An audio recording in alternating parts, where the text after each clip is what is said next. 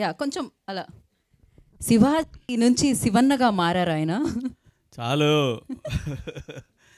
అందరికీ నమస్కారం. మీడియా మిత్రులకు, పాత్రికేయ సోదరులకు, అలాగే విచ్చేసిన బిగ్ బాస్ కంటెస్టెంట్లందరికీ కూడా, సాటి కంటెస్టెంట్లందరికీ కూడా స్వాగతం, సుస్వాగతం.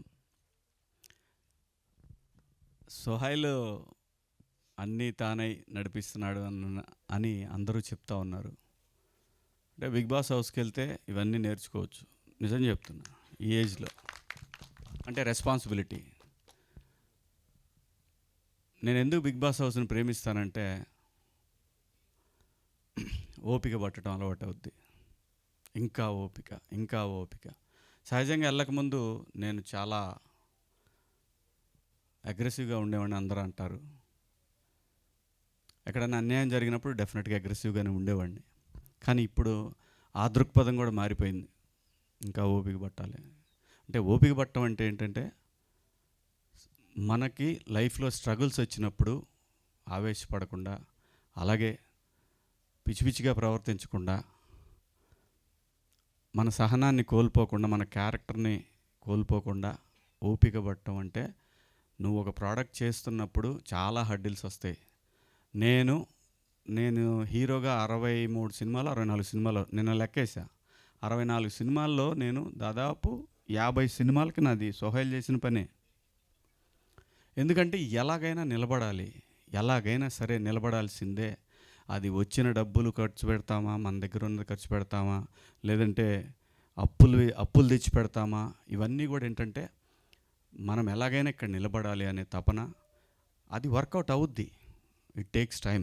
అయినా సరే ఓపిక కావాలి. అందుకే అంటుంది పేషెన్సీ. ఈ ఏజ్లో అది ఎక్కడ అలవాటు అవుద్ది అంటే, బిగ్ బాస్ హౌస్కి వెళ్ళి వచ్చిన తర్వాత అలవాటు అవుద్ది. నిజంగా చెప్తున్నా, ఇదైతే వాస్తవం. బిగ్ బాస్ హౌస్ చాలా నేర్పిస్తుంది జీవితంలో, మనిషికి చాలా చాలా చాలా నేర్పిస్తుంది. నా వయసుకి నేను ఖచ్చితంగా ఓపిక అనేదాన్ని ఇంకో 10 రెట్లు పెంచుకున్నాను. అలాగే నాకు తెలిసి సోహైల్ ఇలా నిలబడి ఓ ప్రొడ్యూసర్కి నిలబడుతున్నాడంటే ఖచ్చితంగా అది అక్కడ నేర్చుకున్నదేనని నా అభిప్రాయం. ఇది నామినేషన్ వేసుకుంటే వేసుకో, నాకేం ప్రాబ్లం లేదు.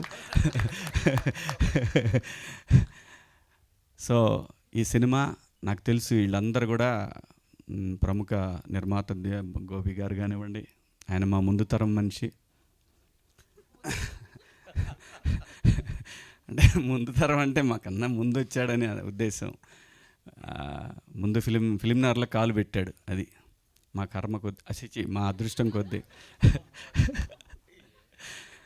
సో వీళ్ళందరూ కూడా ఇందులో కోనేటి సీన్ కానీ, వీడి ఫ్రెండ్, గోపి ఫ్రెండ్. సో ఇంకా తర్వాత అదిగో వాడు ఉన్నాడు, ఇంకోడు ఉన్నాడు, అదిగో మా వాడు సీను వీడు చాలా ఇంత చిన్న పిల్లాడు అప్పుడు వచ్చాడు జెమినీ టీవీలో పనిచేసేవాడు. ఈడు నేను ముగ్గురం నమ్మండి నమ్మకపోండి, భోజనానికి కావాలంటే మెస్ ఉండేది. మెస్లో 10 రూపాయలు ఇస్తే, 15 రూపాయలు అయితే మేము ముగ్గురు తినేవాళ్ళం ఆఫీసులో. ఎందుకంటే మాకు ఎవరు లేరు ఇక్కడ. సో ఖచ్చితంగా రూము అదే పరిస్థితి. అక్కడి నుంచి వీడు నిజం చెప్పాలంటే చాలా కష్టపడి ఇంత దూరం వచ్చాడు. చాలా అంటే చాలా. అందరూ కూడా ఇవన్నీ ఎందుకు చెప్తున్నా అంటే ఎగ్జాంపుల్స్, ఇక్కడ ఉన్న స్టోరీలు అన్నీ అయ్యే. ఏమీ పెద్ద బ్యాక్గ్రౌండ్లు ఉండి, లేదంటే సల్లపిల్లి జమీందారులు, లేదంటే ఇది ఏం లేదు. అందరూ రూపాయి కూడబెట్టుకొని ఇక్కడికి వచ్చి ఎట్లాగైనా సరే నిలబడాలి అనే తపంతో వచ్చారు. సో ప్రేక్షకులను కోరేది ఏంటంటే, వాళ్ళ అన్నీ మంచి ప్లాట్ఫామ్స్ వచ్చినాయి, ఓటీటీలు కానీ వీటన్నిటి కానీ.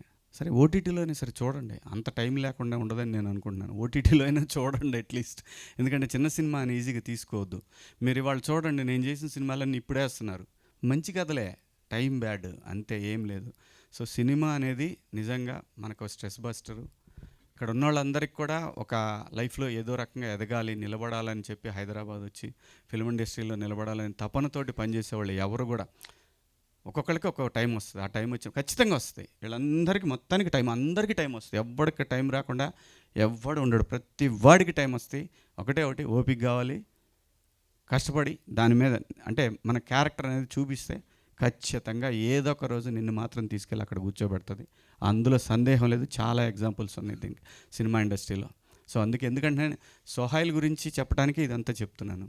సోహైల్ అనేవాడు నిజంగా తనకు వచ్చినటువంటి అన్ని రెమ్యునరేషన్లు అవి ఇవి ఇంకా కొంతమంది దగ్గర సంతకాలు పెట్టి రిలీజ్కి ఇవన్నీ చేస్తున్నాడు అబ్బాయి అంటే డెఫినెట్గా ఖచ్చితంగా నిలబడతాడు. సినిమా పట్ల ప్యాషన్ ఉంది, ఎలాగైనా నిలబడాలనే కసి ఉంది. కాబట్టి ప్లీజ్ తనకి మీరందరూ కూడా సపోర్ట్ చేస్తారని ఆశిస్తూ, ముఖ్యంగా మీడియా మిత్రులకు అలాగే సోషల్ మీడియా సమూహానికి అందరికి కూడా రిక్వెస్ట్ చేసేది ఏంటంటే ప్లీజ్ చిన్న సినిమాని బతికించండి, ఎదుగుతున్న ఆర్టిస్టులని నిలబెట్టండి. ప్రతి ఒక్కళ్ళు కూడా ఏదో ఒక సాధించాలి. మీరు ఎట్లయితే కెమెరాలు పట్టుకొని పెన్నులు పట్టుకొని వచ్చారు, అందరూ కూడా ఏదో ఒకటి సాధించాలని ఇక్కడికి వచ్చారు. ఈ సినిమాకి పనిచేసిన ఆర్టిస్టులు కానివ్వండి, ప్రతి ఒక్కళ్ళు కూడా, ప్రొడ్యూసర్ భాష పాపం ఊరికి చిన్న సంచి తీసుకొని వచ్చాడు. వీడికి చిన్న సంచి తీసుకొని, సార్ మనం సినిమా తీద్దామని వచ్చినాం సార్ అన్నాడు. అమ్మా దొరికిండ్రా గోపిగడికి అనుకున్నా. అంటే గోపి దగ్గరికి వస్తారు అందరూ, మరి కంప్లీట్ చేశాడు కదా. కొంచెం స్ట్రగుల్స్ హడ్డిల్స్ ఉంటాయి, కానీ సినిమా తీస్తాడు, బయట వేస్తాడు. అంటే సో భాషాబాయి కూడా పాపం దాదాపు ఇంతకుముందు కొంచెం ఇంత ఉండేది, అది మొత్తం ఈ లెవెల్కి వచ్చింది. రిలీజ్ నాటికి ఏ లెవెల్కి వెళ్ళొద్దో తెలియదు, అది వెళ్ళిద్ది, కానీ ఖచ్చితంగా నిలబడతాడు. నేను ఎందుకనంటే గోపి దగ్గర ఉన్న గుణం అంటే స్క్రిప్ట్ కరెక్ట్గా పట్టుకుంటాడు, అదైతే నిజం. డబ్బులు పట్టుకోపోయినా కానీ స్క్రిప్ట్ మాత్రం పక్కాగా పట్టుకుంటాడు, సందేహం లేదు. స్క్రిప్ట్ జడ్జిమెంట్ మాత్రం తన దగ్గర ఉంది.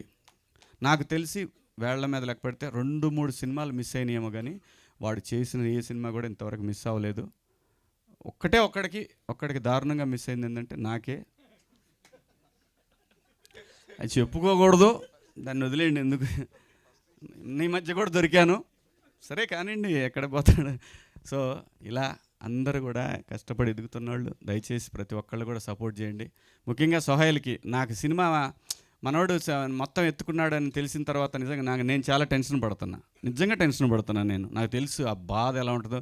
ఇదే ప్రసాద్ ల్యాబులకు వచ్చి ఎన్ని సినిమాల దగ్గర నిలబడ్డానో, ఇదే ప్రసాద్ ల్యాబులో, ఇదే రామానాయుడు కలర్ ల్యాబుల్లో, ఇదే రామోజీ ఫిల్మ్ సిటీలో నైట్ పడుకొని బాక్స్ తీసుకొని వచ్చిన రోజులు ఉన్నాయి. నేను ప్రింట్ తీసుకొని థియేటర్లో వదిలేసి వెళ్ళిన రోజులు ఉన్నాయి. 10 గంటల 45 నిమిషాలకి ఆ వచ్చే ఆటో వాడిని, పోయేవాడిని, ప్రతివాడిని తిట్టుకుంటా వచ్చి థియేటర్లో, వెంకటేశ్వర థియేటర్లో పడేసిన రోజులు ఉన్నాయి. సినిమాలు అది అంత కష్టం ఉంది దీని వెనకాల.